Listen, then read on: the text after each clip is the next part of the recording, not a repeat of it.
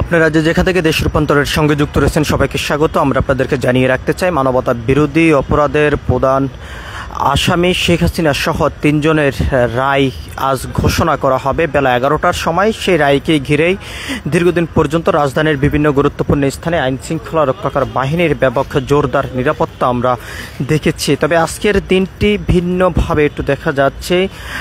আন্তর্জাতিক অপরাধ tribunal court থেকে শুরু করে তার আশপাশ এলাকা জুড়ে ব্যাপক আইন শৃঙ্খলা রক্ষাকার বাহিনীর জোরদার আমরা দেখতে পারছি সকাল থেকে। তবে আজকে যে মামলার রায় ঘোষণা করা হবে সেই রায়কে ঘিরে ব্যাপক প্রস্তুতিও গ্রহণ করেছেন আইন শৃঙ্খলা রক্ষাকার বাহিনীর সদস্যরা। তবে আমরা আপনাদেরকে একটু সরাসরি দেখানোর চেষ্টা করছি আন্তর্জাতিক অপরাধ ট্রাইব্যুনালের সামনের থেকে সরাসরি যুক্ত হয়ে। এই রায়কে ঘিরেই কঠোর অবস্থানে রয়েছেন বাংলাদেশ সেনাবাহিনীর সদস্য থেকে শুরু করে পুলিশ, বিজিবি, সাদা পোশাকধারী বিভিন্ন আইন শৃঙ্খলা রক্ষাকার বাহিনীর সদস্যরা। তবে মানবতা অপরাধ বিরোধী মামলার প্রধান আসামি শেখ হাসিনা সহ সাবেক আইজিপি চৌধুরী আবদুল্লাহ আল মামুন এবং আসাদুজ্জামান খান আসামি হন। তবে এই মামলার এই ৩ জনের রায় আজ ঘোষণা করা হবে বেলা ১১টার সময়। তবে সেটি সরাসরি সম্প্রচার করা হবে বাংলাদেশ টেলিভিশনের মাধ্যমে। আমরা আপনাদেরকে একটু দেখানোর চেষ্টা করি। এবং ট্রাইব্যুনাল ১-এর বিচারপতি মতুজা মজুমদারের নেতৃত্বে ৩ সদস্যের প্যানেলে এই রায় ঘোষণা করা হবে আজ বেলা ১১টার সময়। সেই রায়কে ঘিরে ব্যাপক আইন শৃঙ্খলা রক্ষাকার বাহিনীর তৎপরতা এবং নিরাপত্তা কিন্তু আমরা এখানে দেখতে পারছি।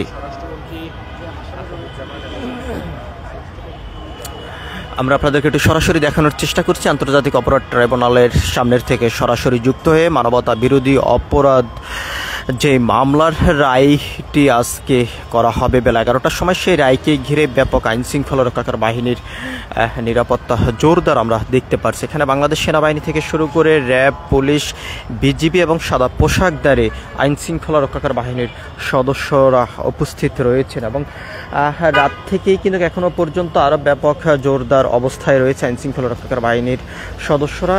এক কথা বলা যায় আন্তর্জাতিক অপরাধ ট্রাইব্যুনাল আইন শৃঙ্খলা রক্ষাকার বাহিনীর নিরাপত্তার চাদরে রয়েছে, এমনটি কিন্তু এক কথা বলা যায়। আন্তর্জাতিক অপরাধ ট্রাইব্যুনাল থেকে শুরু করে আশপাশের বিভিন্ন এলাকায় ব্যাপক আইন শৃঙ্খলা রক্ষাকার বাহিনীর সদস্যদের আমরা উপস্থিতি দেখতে পারছি। এবং এখানেই ভিতরে যদি আজকে কোনো ধরনের লোককে ভিতরে প্রবেশ করতে দেওয়া হচ্ছে না। তবে রায়টিকে ঘিরে ব্যাপক প্রস্তুতিও গ্রহণ করেছেন। আমরা আপনাদেরকে একটু জানিয়ে রাখতে চাই, মোট 5টি অভিযোগ আনা হয়েছে এই মামলায় এবং এই মামলার অভিযোগ প্রমাণিত হয়েছে বলে কিন্তু জানিয়েছেন প্রসিকিউটর। তবে এই মামলার প্রধান আসামি শেখ হাসিনা এবং সাবেক আইজিপি চৌধুরী আবদুল্লাহ আল মামুন এবং সাবেক মন্ত্রী আসাদুজ্জামান খান এই মামলার আসামি। তবে এই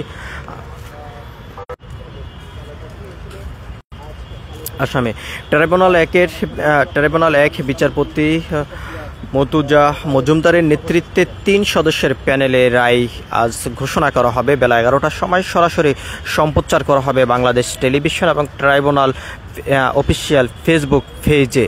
আমরা আপনাদেরকে একটু দেখানোর চেষ্টা করছি সরাসরি আন্তর্জাতিক অপরাধ ট্রাইব্যুনালের সামনের থেকে যুক্ত হয়ে। এই রায়কে ঘিরে ব্যাপক প্রস্তুতিও গ্রহণ করেছেন আইন শৃঙ্খলা রক্ষাকার বাহিনীর সদস্যরা।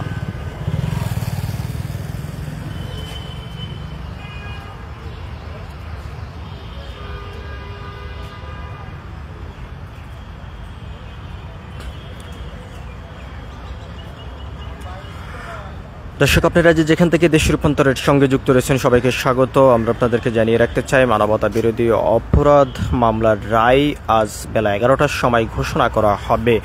ট্রাইব্যুনাল ১ বিচারপতি মতুজা মজুমদারের নেতৃত্বে ৩ সদস্যের প্যানেল রায় প্রকাশ করবে। তবে রায়কে ঘিরে ব্যাপক তৎপরতা আমরা দেখেছি রাজধানীর বিভিন্ন গুরুত্বপূর্ণ স্থানে আইন শৃঙ্খলা রক্ষাকার বাহিনীর সদস্যদের এবং নিষিদ্ধ সংগঠন আওয়ামী লীগের বিভিন্ন নেতাকর্মীরা বিভিন্ন স্থানে ককটেল নিক্ষেপ থেকে শুরু করে বিভিন্ন জায়গায় অগ্নিসংযোগ করে দেশের ভিতরে একটি অস্থিরতাশীল তৈরি করার চেষ্টা করছেন। তবে রায়কে ঘিরে ব্যাপক নিরাপত্তার মধ্যে রয়েছে আন্তর্জাতিক অপরাধ ট্রাইব্যুনাল প্রাঙ্গণ। আমরা সেই চিত্রটি আপনাদেরকে সরাসরি দেখানোর চেষ্টা করছি। সাবেক প্রধানমন্ত্রী শেখ হাসিনা সহ সাবেক আইজিপি চৌধুরী আব্দুল্লাল মামুন এবং আসাদুজ্জামান খান এই মামলার আসামি। তবে তিনজনের রায় আজ ঘোষণা করা হবে। সেই রায়কে ঘিরে ব্যাপক প্রস্তুতি গ্রহণ করেছেন আইন শৃঙ্খলা রক্ষাকারী বাহিনীর সদস্যরা।